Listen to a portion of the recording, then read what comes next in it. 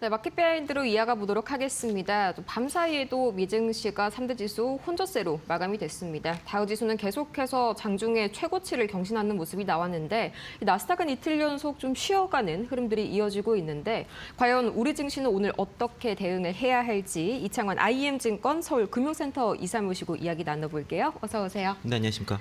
네, 밤 사이에 뉴욕 증시 좀 전에 말씀드린 것처럼 여전히 좀 불확실성이 가득한 그런 하루였던 것 같습니다. 우선 셧다운은 오늘부로 좀 종료가 되지 않을까 하는데 문제는 이제 뭐 데이터가 완전히 날아갔다, 데이터 공백이 발생하겠다, 뭐 이런 이야기도 있었고요. 뭐 사실 데이터가 손상됐다고 하는데 저는 약간 원하는 수치가 나오지 않아서 좀 그런 건 아닌가 이런 생각도 들더라고요. 셧다운이 된 상태이기 때문에 뭐 도저히 회복할 수 없는 그런 데이터가 나올 네. 거라서 아마 공개하지 않을 것 같고요. 네. 그 미 행정부, 트럼프 행정부에서도 영원히 복구되지 않는 그런 데이터이기 때문에 아마 지금 공개하지 않을 것을 시사를 한 상태고 네. 간밤에 뉴욕 증시는 AMD가 급등을 했습니다. AMD가 이제 실적 발표가 호조가 나오면서 한 9%대의 급등세가 나타났는데 그러면서 이제 미증시의 상승을 일단 주도를 했죠. 네. 다만 이제 리사스 CEO가 AI 성장을 위해서는 선제적으로 막대한 자본 지출이 필요하다라고 얘기를 함으로 인해서 대형 기술주들의 수익화 논란이 벌어졌습니다. 네. 지금의 이제 AI 버블 논란이 물론 좀 있는데 AI 자체가 대규모 투자가 선행이 돼야만 수익이 나온다는 거거든요. 네. 그러면 이제 투자를 하면은 수익이 나온다는 거고, 그러니까 AI 특징이 투자를 많이 하면 할수록 그만큼 성과가 나와요. 그래서 이제 이게 순환적인 투자로 인한 이익인지, 네. 다만 이제 그 시장에서는 이거를 이제 구조적 이익으로 좀 받아들여서 주가가 계속 올라가고 그런 거라서 네. 순환적 이익이냐 아니면 구조적 이익이냐 이런 관점의 차이에 따라서 시장의 좀 방향이 좀 달라질 것 같은데 현재로서는 AI는 구조적 이익으로 시장에서 좀 판단을 하고 있다라고 네. 판단하시면 좋을 것 같고요. 그리고 윌리엄스 연은 총재가 이제 자산 매입 시작 시점에 대해서 머지 않다라는 그런 얘기를 하면서 연준의 유동성 공급에 대한 기대감이 올라가면서 시장이 시장이 그래서 이제 반등이 됐던 거로 보여지고요. 대체로 이제 대형 기술주를 약한 거를 연준의 유동성 공급 기대감이 잡아주면서 반등을 됐다라고 볼 수 있겠고, 벤센스 재무장관 같은 경우도 세금 환급 논의를 했습니다. 그래서 연 10만 달러 미만의 소득자들한테 2천 달러의 환급에 대해서 논의 중이라서 이 또한 시장의 유동성 공급에 대한 이슈가 되겠죠. 네. 그래서 이제 연준의 유동성 자산 매입 쪽, 자산 매입과 그리고 이제 세금 환급 부분, 관세 이제 2천 달러 환급 부분 이런 부분들이 이제 시장 유동성 공급 이슈가 되면서 지수가 이제 반등이 나타났다고 생각이 들고요. 그렇게 되면은 이제 AI 거품 논란에서도 종목이 올라가는 게 있고 그렇지 않은 게 있는데 그렇죠. 대체로 밸류에이션 논란이 있는 기업들이 지금 최근에 주가 부진합니다. 엔비디아라든가 팔란티아 아니면은 오라클, 그러니까 밸류 논란이 있는 기업들이 그렇고 마이크론이라든가 AMD, 브로드컴 등등은 좀 밸류 논란이 그렇게 크진 않거든요. 그런 기업들 위주로 투자를 이어가시는 게 지금은 좋을 것 같다고 보고 있습니다. 네, 확실히 유동성은 걱정이 없는 장세인 것 같습니다. 말씀 주신 현금 배당금 이슈도 그렇고 은행들의 자본 규제를 완화한다. 이게 전부 다 시장에 좀 돈을 풀겠다라는 그런 이야기인데 문제는 이렇게 많이 풀린 돈이 과연 AI 쪽으로 완전히 투자가 많이 됐을 때 그만큼의 수익을 내는 것이냐, 이게 순환적으로 가냐, 우상향을 하냐, 이게 중요한 것 같은데 아직까지는 밤사이에 리사수 CEO는 계속해서 투자를 해야 한다 이런 입장으로 이야기를 했었죠. 이제 우리 증시도 어제 3거래일 연속 코스피가 상승을 이어나갔는데 외인은 다시 좀 매도폭을 늘리긴 했더라고요. 근데 그걸 기관 특히나 금융투자 쪽이 좀 강하게 받아주는 모습이었는데 나스닥에 비해서 우리 회복 속도가 좀 빠른 것 같은 그런 느낌도 있네요. 전 세계 증시에서 가장 강한 게 현재 국내 증시이고 미국의 AI 버블 논란, 거품 논란에 의해서 잠시 이제 삼성전자, SK하이닉스가 조정을 받았지만 제가 지난주에 SK하이닉스 58만 원에는 매수를 했다. 그리고 삼성전자 98,400원, 600원에 매수를 했다라고 말씀드렸고 그런 눌림에는 매수기라고 말씀드렸던 게 삼성전자라든가 SK하이닉스가 미국의 반도체 기업과 달리 지금 밸류에이션이 워낙 낮기 때문에 지금 버블 논란이 없습니다. 상징적 그런 거 없고 내년도에 실적 추정치를 봤을 때 웬만해서 삼성전자, 하이닉스 주가 누르기 쉽지 않은 상황인데 제가 지난주에 외국인 대규모 매도의 이유에 대해서 말씀드렸는데 상황이 여전히 같습니다. 그러니까 외국인이 선물 매도를 8조까지 늘렸다가 지금 5조 정도 줄였음에도 불구하고 손실이 6천억이 넘어요. 아직도 여전하네요. 선물 옵션 파생 포지션에서 6천억이 넘는 손실을 믿고 있는 상황에서 삼성전자나 SK하이닉스를 눌러야 되는데 문제는 지금 수익을 많이 본 측이 금융투자랑 투신이랑 기타 법인이거든요. 그렇죠. 그러니까 이제 선물로 눌러서 삼성전자 하이닉스를 주가를 누르는 순간에 금융투자가 매수가 그냥 들어가 버리는 이런 상황이라 가지고 현재 그 외국인들 입장에서는 대규모 환매수를 해야 되는데 지금 버티고 있다. 그러면 이제 옵션 만기일 때 롤오버 가능성이 좀 있고 그리고 미증시와 좀 다른 거는 국내 증시 반도체가 가는 이유가 AI뿐만 아니라 네. 범용 메모리 그렇죠. 범용 메모리 쪽에 그 메모리 빅사이클에 대한 기대가 있고 그게 내년도 실적 봤을 때는 삼성전자 내년 하이닉스 내년 실적 대박이다라는 게 지금 알려져 있고 그게 확신을 갖고 있기 때문에 좀처럼 그 시장이 밀리진 않는 겁니다. 네. 게다가 이제 외국인들이 현재 손실을 보고 있는 상황에서 눌러야 되는데 누르기가 어려운 그런 구조고 시각총액 삼성전자, SK하이닉스, 그 삼성전자 우선주가 합쳐서 1,100조가 넘는 상황에서는 한 종목 가지고 방법이 없는 거예요. 네. 그래서 이제 삼성전자, SK하이닉스를 누르지 못하면 다른 그 뭐 조선이라든가 방산이라든가 다른 시가총액 큰 종목들이 좀 눌리는 그런 모습들은 벌어져서 12월 둘째 주 목요일 전까지는 아마 코스피가 강하게 가기는 좀 어렵지만은 그렇다고 크게 빠지기도 어려운 구조고 그 사이에 이제 코스닥 쪽에서의 이제 그 반등세가 나타날 거고 제가 그래서 제약바이오 쪽을 잘 봐야 된다라고 지난주에 그렇게 말씀을 드렸던 거고요. 아, 그렇죠. 어제 굉장히 또 강하게 튀었죠. 그래서 이제 지금 그 AI 노이즈 그 버블 노이즈 때문에 반도체들이 좀 쉬어가는데 네. 그래서 다만 삼성전자 하이닉스는 빠지면 기회고 올라갈 때는 따라가지 마세요. 왜냐하면 자꾸 누르려고 지금 어떻게든 외국인들이 그런 상황이라서 그리고 제약업 그 반면에 이제 제약 업종 쪽에서는 이제 코스피와 코스닥 간의 20년 만에 최대 그 괴리율 차이 때문에 네. 코스닥이 올라가야 되는데 10월달에 2차 전지 갖고 반도체 갖고 10월달에 쉬었던 제약 업종이 제약바이오 업종이 이제 올라갈 거라고 봐서 제가 시가총액 상위 종목 위주로 보라고 말씀드렸던 네, 거거든요. 그렇죠, 알테오젠, 그렇죠. 에이벨바이오, 뭐 삼천단지약 그리고 저도 갖고 있는 게 이제 뭐 알테오젠, 에이벨바이오, 삼천단지약, 보로노 이런 식으로 갖고 있거든요. 어제 굉장히 행복하셨겠어요. 네. 그렇죠. 근데 그런 그러니까 상위 종목 위주로 보시는 게 좋고 그리고 개별 이제 에로 모멘텀이 있는 애들 좀 봐야 되는데 어제는 어쨌든 시세가 그 낮기 때문에 또 급하게 쫓아가는 건 또 조심해야 됩니다. 그러니까 요즘은 정보가 서로 막 공유가 빨리 되다 보니까 네, 그렇죠. 너무 빨리빨리 움직여요. 그래서 그 지금 코스피와 코스피 간의 그 괴리를 맞추기 위해서 코스닥이 달리고 제약 업종이 가는 건 분명히 맞는 것 같은데 이 또한 급합니다. 그래서 그 10월 원래 11월 달 내내 이제 계속 그 코스닥이 좀 강해서 제약 바이오 업종으로 좀 포트를 많이 가져가려고 했었는데 네. 지난주에 그 어떤 말씀드리면 코스피도 갑자기 조정받는 바람에 투트랙이다. 그래서 그렇죠. 코스닥 쪽에 시가총액 종목 위주로 대응을 하시되 코스피 쪽에서도 그 깐부 동매 애들 깐부동맹이요. 네. 그런 기업들이 조정을 받았을 때는 매수를 하자 이렇게 투트랙 전략으로 말씀드렸고 네. 국내 증시도 마찬가지로 그런 식으로 대응하시면 좋을 것 같고요. 그리고 SK하이닉스랑 삼성전자 목표가 계속 올라가고 있고 그렇죠. 실적 추정치 계속 올라가고 있거든요. 마이크론이 엄청 빠졌어도 굉장히 선방한 흐름 네, 보여주죠. 그럼에도 불구하고 지금 밸류에이션 매력이 있다는 거죠. SK하이닉스 내년 기준 PER 7배가 전 세계 투자자들의 소문이 났거든요. 인재군요. 그러니까 네. 마이크론이랑 비교하기 시작했기 때문에 그래서 증시 자체는 좀 걱정하지 않으셔도 좋을 것 같은데 어떻게 하면 싸게 저가에 잘 더 담을 수 있을지 하는 고민이 필요할 것 같습니다. 네, 그리고 이제 전반적으로 봤을 때는 12월 둘째 주까지는 어느 정도 좀 횡보를 할 가능성이 크다. 이렇게 한번 정리를 해볼 수가 있겠고요. 이제 또 밤사이에 제가 상당히 흥미롭게 봤던 기사 중에 하나가 UBS 쪽에서 AI 데이터 센터 덕분에 앞으로 5년간 이 ESS 쪽에 붐 사이클이 찾아올 것이다. 상당히 2차 전지 쪽에 긍정적인 그런 리포트가 하나 나왔는데 오늘 여기 좀 관련해서 반응이 나올까요?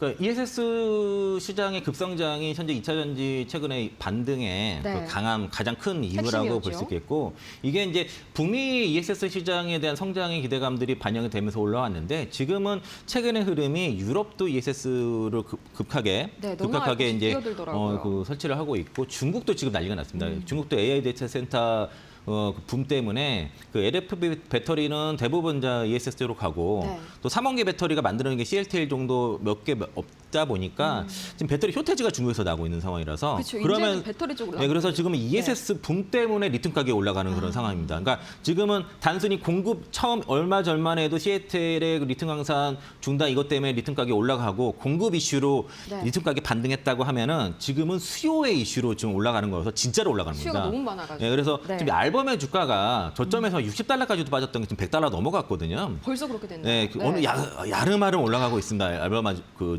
주식고 그래서 리튬 가격이 그렇게 올라가는 거고 그래서 신재생 에너지의 보조 수단이었던 ESS가 네. 지금은 핵심 기본 인프라로 자리 잡으면서 그 성장세가 나타났고 방금 말씀드린 것처럼 중국의 ESS 성장, 미국, 유럽 전 세계의 ESS 성장으로 인해서 이층 가격도 같이 올라가면 네. 그러면 이제 그 배터리라든가 소재 업체들도 실적이 올라가면서 이제 주가가 올라갈 것이고 그리고 북미 쪽에서 그 대중 관세 이슈 때문에 이제 58.4에서 페탄이 관세 10% 빼도 48.4거든요. 네. 그러면 이제 아무래도 이제 그 원가 경쟁이 뭐 북미산 이제 그 K 배터리가 더 높기 때문에 자연스럽게 점유율을 확대하는 그런 상태고 그리고 ESS 수주는 지금 계속 급증하고 있습니다. 지금 최근에 네. 또 테슬라가 그 삼성 SDI 쪽에 ESS 수주 얘기가 좀 조단위 얘기가 좀 나오고 있는 상태고 아마 그 테슬라가 K 배터리 3사에 지금 다 각형 LF 배터리 개발을 요청한 상태이기 때문에 네. 그 ESS 쪽으로 수주가 계속 앞으로 나올 거고 오늘 이제 벤츠랑 LG에너솔련 CEO 간의 회동이 있습니다. 뭐 어떤 얘기 나올지 주목이 될 것 같고요. 네. 또 하나 이제 그 2차전지 투자하신 분들이 제일 관심 많은 게 에코프로일 텐데 에코프로 지금 올라가는 게 단순히 어떤 모멘텀이 그런 게 아니라 이거 진짜 실적으로 올라가는 겁니다. 네. 그 이유가 에코프로가 인도네시아 쪽에 대규모 투자하면서 1단계, 2단계 투자 나눠서 하는데 2분기 실적 발표할 때는 1단계 투자할 때 연평균 1,800억의 투자 이익이 발생한다고 했는데 그게 영업이익으로 가거든요. 네. 근데 2단계 투자를 했을 경우는 3,000억 이상의 투자 이익이 발생한다고 해서 연 4,800억 이상의 영업이익이 발생하게 됩니다. 인도네시아 투자권으로. 좀 확실한 거죠. 예, 근데 거기에 이제 그 통합 밸류를 구축하게 되면은 원가가 20에서 30% 절감이 되면은 그게 에코프로 BM의 원가가 20에서 30% 절감이 되죠. 그러면은 네. 에코프로 BM의 실적이 올라가게 되면은 연결 이익이 더 올라가게 되고 에코프로 머티리얼즈가 매분기 지금 대규모 적자가 나고 있는데 인도네시아 프로젝트가 완료가 되면은 흑자 전환 연간 올해 흑자 전환이 가능하다고 하고 더 실적이 올라간다고 하거든요. 그러면은 에코프로 머티가 계속 적자였는데 흑자로 되면서 연결이익이 또 올라가죠. 그렇죠. 에코프로 H에는 지금 그 케미칼 필터 같은 게 반도체 쪽으로 들어가거든요. 반도체 붐 때문에 그것도 좋아져서 그러니까 기본적으로 인도네시아 투자가 갑자기 4,800억의 영업이 올라가면서 거기에 자회사들의 영업 실적이 갑자기 좋아지는 이게 이런 식으로 쌓게 되면은 에코프로가 전체 그룹사의 실적이 제일 좋은 회사가 되는 겁니다. 그래서 네. 제일 센 거예요. 그러니까 에코프로 BM이랑 원래 BM을 따라가서 후행으로 갔는데 그쵸. 좀 더 다른 움직임이 보여지는 거는 뭔가 다른 게 있는 건데 지금 말씀드린 대로 그 인도네시아 또 프로젝트가 지금 대박이 나고 있는 대박 조짐이 보이고 있는 거고 2분기 때는 반신반의 했는데 3분기에 1,499억 영업이익이 나왔는데요. 네. 영업이익이 15.6%가 나왔어요. 오, 상당히 높다. 예, 2차전지 네. 소지업 쪽에서 15% 영업이익을 나오는 회사가 없습니다. 그러니까요. 10% 이상 나오기가 굉장히 어렵거든요. 양극재도 8% 거의 한계라고 보는데 15% 나왔다는 거는 뭔가 다른 거예요. 이익이 달라요. 그래서 지금 2차 전지 쪽에서는 코스닥 쪽에서는 에코프로를 지금은 잘 봐야 된다. 만약에 갖고 있다면은 버텨야 된다. 버텨야 된다. 네, 버텨야 된다. 아니면 밸류 계산 잘 해보시고 실제 저게 인도네시아 프로젝트가 실적으로 계속 찍힌다고 했을 때는 뭐 추가 매수도 좀 고려해 보셔야겠죠. 그래서 이제 2차 전지 쪽에서는 코스닥 쪽에서는 에코프로 그리고 그 코스피 쪽에서는 그 LG 에너지솔 지분 가치가 있고 북미 네. 쪽 유일한 양극재 공장을 갖고 있는 LG 화학 그리고 그 탈중국 공급망 관점에서는 흑연, 시토류, 연구자석, 그리고 LNG, 그리고 그 원전까지 다 두루 아우러서 사업을 하고 있는 포스코 인터내셔널 네. 세 기업을 좀 주목해서 보고 있습니다. 네, 확실히 2차 전지 쪽에서도 구체적인 내용이 있는 좀 대형주 위주로 다시 한번 좀 기대감이 모이네요. 좀 이번에는 확실하게 턴어라운드를 기대해 볼 수 있지 않을까 하는 그런 소식이었습니다.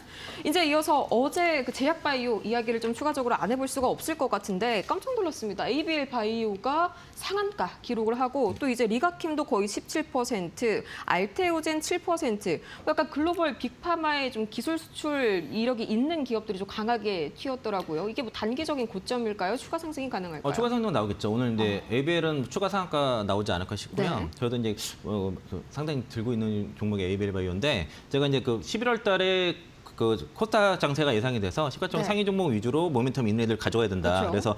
그래서 알테오젠, ABL 바이오, 뭐 에코프로, 그 삼천원 제약 등을 계속 가지고 있고 저도 보로노이까지 이렇게 갖고 있는데 네, 에이벨 바이오가 이제 그 플랫폼이 검증됐어요. 원래 BBB 셔틀이라는 게 뇌혈관 장벽을 투과하는 것으로 이용됐다가 네. 이게 근육이라든가 이런 쪽으로도 이제 그 투과가 된다는 것들이 확인되면서 일라일릴리와의 그 3조 8천억의 규모는 저거는 아무도 몰랐던 것 같아요. 정말요? 예, 이게 어떤 리포트에도 관련 그 언급이 저도 없습니다. 손으로 좀 들을 법한데 예, 어제 저는 다울투자증권에서 들었거든요. 리포트가 12만 원짜리 목표가가 하나 나왔는데 불구하고 그런 언급이 전혀 없고 신한에서도 언급이 없었습니다. 이건 정말 깜짝 놀란 그 기술 수출이었고 어제 네. 장중에 외국인들이 시장을 누르려고 했다가 에이벨 바이오가 저 상한가 딱 치면서 저 에이벨 바이오를 갖고 있는 ETF에서 자금이 쫙 엄청 올랐죠. 들어가고 거기에 들어가 있던 기업들이 전부 다 급등 나왔고요. 애로 가능성이 추가 기대가 되는 뭐 리가켄바이오, GI 이노베이션, 알테오젠이 상승폭이 더 커졌는데, 네. 그러니까 아무런 그 발표도 없었는데 리가켄바이오 신고가 돈 갔거든요. 나가서 같이 간 예, 이게 거죠. 그런 측면도 있습니다. 다만 그래서 이게 이제 좀 너무 급해요. 올라가는 게 예상을 했지만. 예상대로 그렇죠. 갔지만 너무 너무 빨리 약간 움직여서 좀 그래서 소화를 에벨바이오가 하지 이제 않을까. 상한가 멈출 쯤이 네. 그 바이오 쪽에서 기업들의 주가가 단기 고점이 좀 될 수는 있기 때문에 에벨바이오의 주가 흐름을 면밀히 보면서 대응하시면 좋을 것 같고요. 그리고 네. 바이오는 각자 도생이긴 해요. 그래서 이제 자금 여력이 충분히 있는 기업들 그리고 추가 애로라든가 몸에 더 있는 기업들 위주로 대응하시면 좋을 것 같습니다. 그렇죠. 이 단기 고점에 대한 신호도 과연 상한가가 어디까지 갈 것이냐를 잘 보고 나서 좀 관측을 바로 하셔야겠습니다. 이제 오늘 대수능이죠. 보니까 옵션 만기일까지 같이 좀 겹치는 날인데 오늘 좀 약간 변화되는 부분을 보자면 주식시장 정규장이 1시간 늦게 그러니까 오전 10시에 시작이 되고요. 이제 오전 8시부터 50분간의 프리마켓도 휴장됩니다. 특히 주의해야 될 사항이 오늘 있을까요?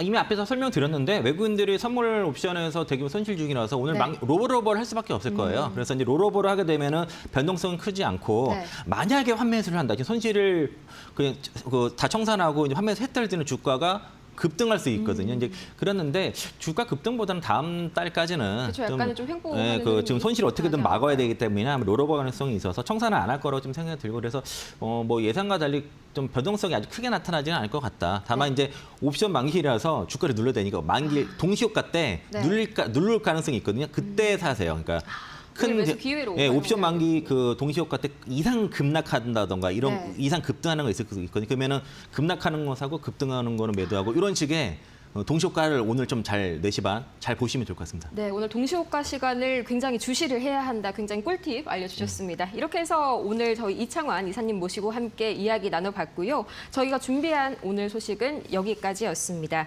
오늘 이 대수능 다시 한번 말씀을 드리지만 오늘 정규장은 1시간 늦게 이제 오전 10시에 이제 개장을 하니까 그 점 참고해 보시길 바라면서요. 좋은 말씀 고맙습니다.